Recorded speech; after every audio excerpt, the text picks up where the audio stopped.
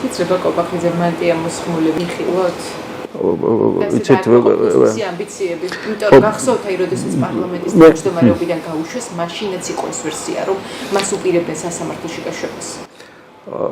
ვერ გეტყვით, ამიტომ გითხარით, ეს არ ექვემდებარება რაღაც სტანდარტებს, ხო? ირაკლი კობახიძის ერთმა ბრიფინგმა, რომელიც ბიძინა ივანიშვილისთვის მადლობების გადახდას მიეძღვნა, არაერთი ვერსია გააჩინა. რაში დასჭირდა კობახიძეს ამ ყველაფრის თქმა და გაკეთება. ნაწილი ფიქრობს, რომ ივანიშვილი კობახიძეზე გაბრაზდა და ამით პრემიერმა ივანიშვილის გულის მოგებას სცადა. ნაწილი კი ფიქრობს, რომ ბიძინა ივანიშვილი ახლა თავად ემზადება მთავრობის ადმინისტრაციაში დასაბრუნებლად და კობახიძე მის ღვაწლზე საუბრით ნიადაგის მომზადება დაიწყო. 2 წელი და 4 თვე პრემიერის პოსტზე. ცვლიან თუ არა კობახიძეს. პირველი ამ კითხვის ადრესატი თავად ირაკლი კობახიძე იყო. ღმერთმა უწყეს. ასე უპასუხა კობახიძემ შეკითხვას, რომელიც თანამდებობიდან წასვლას ეხებოდა. რა ხდება რეალურად? დავით უსუფაშვილმა, რომელმაც ივანიშვილთან ერთად ხელისუფლებაში 4 წელი გაატარა და პარლამენტის თავმჯდომარე იყო, იცის როდის, რას და რატომ ითხოვს ოცნების დამფუძნებელი. ამიტომ უსუფაშვილს არ უჭერს ახსნას, რა იყო ამ ნაჩქარების შეკრების მიზეზი. მთავრობის ადმინისტრაციაში ჟურნალისტები საგანგებოდ მხოლოდ იმისთვის დაიბარეს, რომ მოქმედ პრემიერს ბიძინა ივანიშვილისთვის ხოტობა შეესხა. საქმე გვაქვს ავტორიტარული რეჟიმის აგონიის მორიგ ფაზასთან. სამწუხაროდ ჩვენს ტყავზე გამოვცადეთ ეს ყველაფერი, რაც თეორიულად აღწერილია პოლიტოლოგიაში და ისტორიაში, რომ ასეთ რეჟიმებს, რომლებიც დაფუძნებულია ერთი ადამიანის მმართველობაზე და ნებაზე, ემართებათ ხოლმე ეს ყველაფერი. გაგვიგია ცნობილი ფრაზა, რომ ძალაუფლება რყნის. სხვა ჩვენს რყნის ჯერ გაურყვნელ ადამიანებს, ხო? ანუ კარგი ადამიანებისთვისაა ეს ხიფათი. ამ სისტემაში თუ მოხდებიან. და აბსოლუტური ძალაუფლება მე აბსოლუტურად რყნის. და არა მხოლოდ აბსოლუტურად რყნის, არამედ აბსოლუტურად აშტერებს კიდეც. და ეს გამოსვლა იყო ჩემი აზრით ერთ-ერთი მკაფიო დადასტურება იმისა, რომ აი ამ საძალაუფლებო საკითხებით გონება დაბნელებული ადამიანები მე რაღაცა ასეც ჩადიან. ეს ჩადენაა, იმიტომ რომ ეს არ არის რაღაცა მორიგი ამბავი. ეს ხო ქვეყნის პირველმა პირმა თვითონ კი ამას მეორე ვარო. ანუ პირველი შენ ხარო, იმასე უნდა დამშვიდიო, როგორც ჩანს ის შეშფოთდა რაღაცის გამო, რომ პირველ პირობა ხომ არ მოინდომაო პრემიერ-მინისტრმა. ამ ბრიფინგზე ირაკლი კობახიძე, რომელიც წესით ქვეყანაში პირველი პირია, თქვა რომ მეორეა.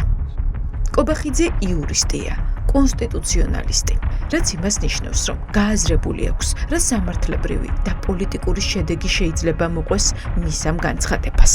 კობახიძის სიტყვებმა, რომ ის მეორე კაცია და ყველა გადაწყვეტილების უკან ბიძინა ივანიშვილი დგას, საპარლამენტო უმრავლესობა აშკარად დააბნია. დეპუტატები ხან იმის მტკიცებას ცდილობენ, რომ ირაკლი კობახიძეს მხოლოდ პარტიული იერარქია ჰქონდა მხედველობაში, ხან კი ადასტურებენ, რომ გადაწყვეტილებებს მართლაც ოცნების დამფუძნებელი იღებს. დაკნინება მიდის. ცდილობა არის პროპაგანდის, თქვენი პროპაგანდის, რომ აი თვითონ მთავრობა კი არ მართავს, აქ მართავს ბიძინა ივანიშვილი. ბატონო კობახიძე, თქვა რომ მე მეორე კაცი ვარო. აი რა თუ არ გინდა ჩემი პასუხი. არა, გეუბნებით. პარტიაშიო. მოусმინეთ ბოლომდე კობახიძე. ბოლომდე თავიდან ბოლომდე. პირდაპირ თქვა მეორე ადამიანი ვარო. თქვენ შემოდიხარ ჩვენთან პოლემიკაში. არა, კითხვას გისვამთ. ამიტომ თქვენ კითხვას კი არ მისვამთ. საუბრობთ და მე გეუბნებით იმას, რაც კობახიძე გაწეული. ჩამოწიეთ წარბები. თქვენ სხვათა შორის ბატონო გია. თქვენ სხვათა შორის. ძალეუნება და ბაძავთ რა, როგორც იქცევით, ისე იქცევთ. კარგი რა გაჩერდებით.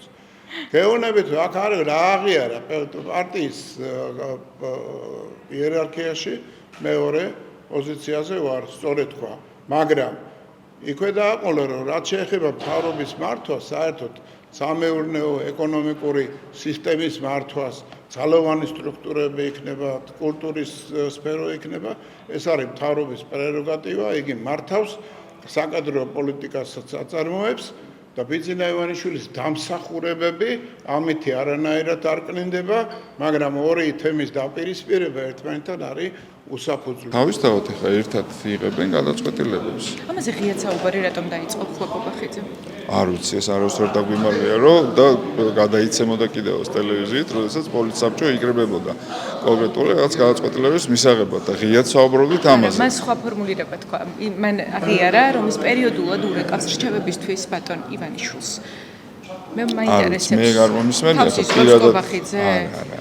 ნუ გავაკეთებთ რაღაც ინტერპრეტაციებს და ნუ ვცდილობთ რომ რაღაცა ისეთი ინფორმაცია მიიღოთ ჩემგან, რაც იქნება განსხვავებული, ვერ იქნება განსხვავებული. ბიძინა ივანიშვილის მმართველობის სტილი ყოველთვის მოითხოვდა გუნდისგან აბსოლუტურ ლოიალობას. მან წლების წინ ღიადაც კი უსაყვედურა ამის გამო მეოცნებებს, რომ თავდასხმების დროს მარტო დატოვეს და კრიზისულ მომენტში დარტყმები საკუთარ თავზე არ აიღეს. სწორედ ამიტომ ივანიშვილის ქება ამ პარტიისთვის უცხო არ არის, მაგრამ კობახიძემ მაინც შეძლო პრეცედენტი შექმნა. ეს რა თქმა უნდა არ იყო ასე ვთქვათ დიდი ხნის დაგეგმილი ბრიფინგი.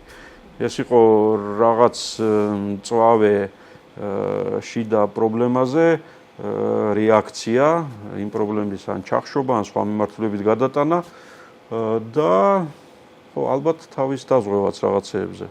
პრემიერ-მინისტრმა, რომელსაც კონსტიტუციური მოწყობის საკითხებში ცოდნას ვერ დავუწუნებთ, წმინდა ცოდნას, მაგრამ ამ ცოდნის მქონე ადამიანი ამასობაში ასე უტიფრად ცდილობს დაგვარწმუნოს, რომ ქვეყანა სწორადაა აწყობილი. და ის რომ პარტიას ყავს საპატიო თავმჯდომარე, მაგრამ რომლის გავლენა არა მხოლოდ პარტიაში, არამედ სახელმწიფო საქმეების გადაწყვეტისასაც არის გადამწყვეტი. ეს თითქოს ნორმალური ამბავია. და რომელ კონსტიტუციურ სისტემაში ნახა პარტიულმა კონსტიტუციონალისტმა მოდელი, როდესაც ფორმალური, არჩეული ან სახელმწიფოებრივად დანიშნვითი თანამდებობის არ მქონე პირი ამ იმდენ როლს თამაშობს სახელმწიფო ცხოვრების საკითხების გადაწყვეტაში, რომ დანარჩენები როგორც წესი მას მიყვებიან. დამასვაში გვეუბნება, რომ არაფორმალური მმართველობა არ გვაქვსო. აი, ხვალ ზეგ უნივერსიტეტებში რომ გაირჩეს თემა რა არის არაფორმალური მმართველობა ერთი, ან სასამართლომდე თუ მივა საქმე რაღაც საკითხში, რომ აბა ვინაა პასუხისმგებელი ამ ქვეყანაში რაღაცაზე. აი ეს ბრიფინგი არის საკმარისი და მკაფიო მტკიცებულება ზუსტად ამისა. ირაკლი კობახიძეს დღეს ყველაზე დიდი ძალაუფლება აქვს, მაგრამ ივანიშვილის მმართველობის ვერტიკალი სხვა ლოგიკით მუშაობს. ძალაუფლების პიკში მყოფი ლიდერებიც კი კულისებიდან მიღებულ დირექტივებს ყოველგვარი წინააღმდეგობის გარეშე უსიტყვოდ ასრულებენ. თუ ისეთ კმაყოფილია ბატონი ივანიშვილი ირაკლი კობახიძის ქებადიდებით? ზოგადად კმაყოფილია ირაკლი კობახიძის პრემიერ-მინისტრობის ჩვენი გონდი მთლიანად და მათ შორის ბატონი ბიძინა ივანიშვილის. აი იმ ჩატში, საერთოდ ჩატი რო გაქვს, იქ დაწერა ბატონმა ივანიშვილმა, რომ მოეწონა ქებადიდება. ჩატში და მსგავსი კომენტარებს ბატონი ბიძინა არ აკეთებს. ისე კმაყოფილია რა იცით კობახიძის მმართველობით, იცით რატომ ეკითხებით? ამათ არ აქვს უფლება გდგომი ის? როგორ არა? ხო და ხა ცალ-ცალკე ხო არ ჩავეწერე. რა პრობლემაა? სამშაბათს, როცა მთავრობის ადმინისტრაციაში მოულოდნელად საგანგებო ბრიფინგი დაინიშნა, იყო მოლოდინი, რომ კობახიძეს რაღაც მნიშვნელოვანი უნდა ეთქვა, მაგრამ ტრიბუნასთან გამოსულმა ირაკლი კობახიძემ სხვა რამ გააკეთა. მან მთელი დრო ბიძინა ივანიშვილის ქებადიდებას დაუთმო.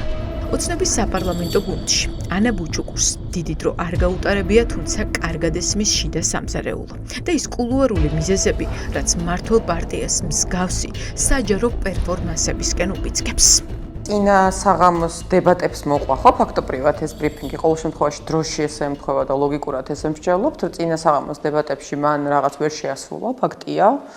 მამას როგორც ჩანს რაღაც არ მოიწონა და მეორე დღეს ესე ვთქვათ ის დილით გამოდგეს ბრიფინგის ჩასატარებლად. ამ ადამიანების ლეგიტიმაციის წყარო არ არის ხალხი და არ არის კონსტიტუცია.